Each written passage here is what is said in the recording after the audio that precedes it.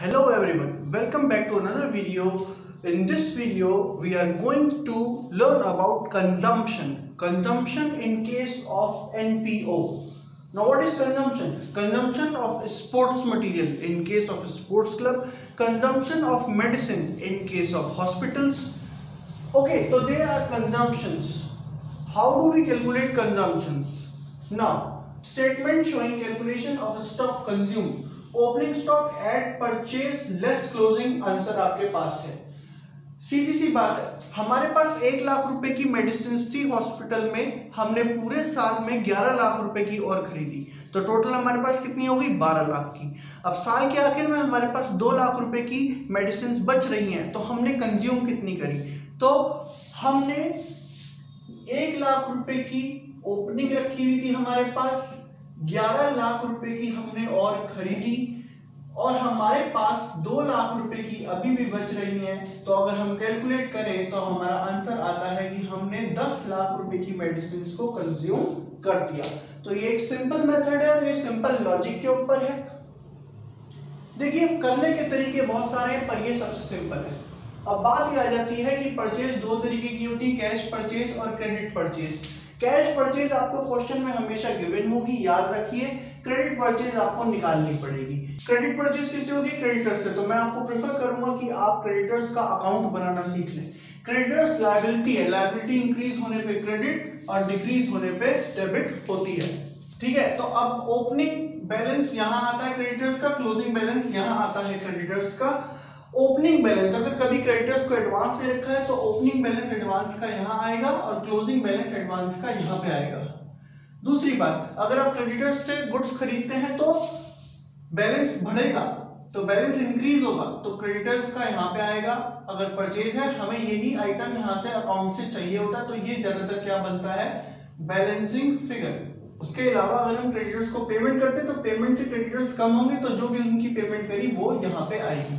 तो होपफुली आपको ये दोनों चीजें समझ आ गई होंगी। अब इसके ऊपर एक टिपिकल क्वेश्चन देख लेते हैं और ये कंसेप्ट यहीं पे खत्म करते हैं, और इसी कंसेप्ट के साथ एनपीओ भी यहाँ पे खत्म हो जाएगा। तो चलिए अब एक क्वेश्चन देखते हैं। Yadav trust runs a charitable hospital, how following items will be shown in the books of hospital. Yadav trust एक ट्रस्ट है जो हॉस्पिटल को रन करती है, और उन्होंने अपने हॉस्पिटल का डाटा दिया और कह रहे हैं बताइए ये कैसे शो होगा।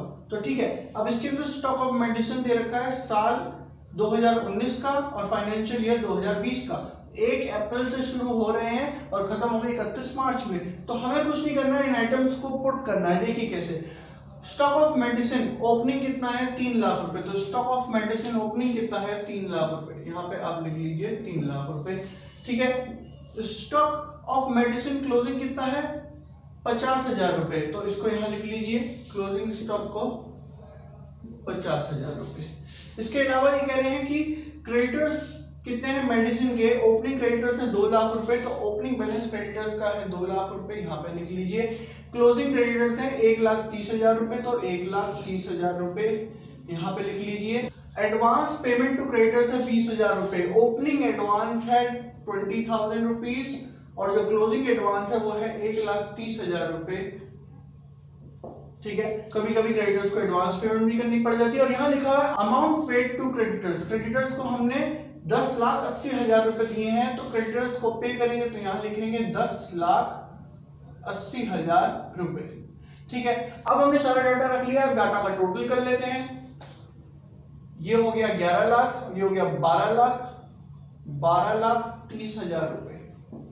वही यहां रख लीजिए 12,30,000 रुपए। जो ज्यादा है वो दूसरी साइड आ जाएगा। अब 12,30,000 रुपए में से पहले 1,30,000 माइनस करें तो बचा 11 लाख। 11 लाख में से 2 लाख गए तो बचे 9 लाख रुपए। तो हमें पता चल गया कि क्रेडिट परचेज कितनी हुई? 9 लाख की। अब क्वेश्चन में कैश परचेज दे नहीं रखी, तो ये जो आपकी क्रेडिट परचेज आई है इसको उठा के आप यहाँ रख लीजिए। जब क्वेश्चन में कैश नहीं दे रखी तो छोड़ दीजिए, उसे नील मान लीजिए।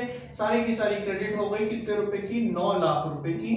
अब 9 और 3 हो गए 12 लाख। 12 लाख में से गए आपके 50,000 रुपए, तो 11,00,000 50,000 रुपए आपके इनकम एंड एक्सपेंडिचर अकाउंट में डेबिट साइड में जाएंगे, क्योंकि यही क्या है आपकी कंजम्पशन। ये क्या है आपकी कंजम्पशन। अगर क्वेश्चन आपको कहता है कि शो करो कौन सा आइटम कहाँ आएगा, तो भाई सिंपल सी बात है, स्टॉक बैलेंस शीट के एसेट साइड में चले जाएंगे, क्रेडिटर्स जो है वो बैलेंस शीट के लायबिलिटी साइड में चले जाएंगे, एडवांस जो क्रेडिटर्स को दिए हैं वो बैलेंस शीट के एसेट साइड में चले जाएंगे।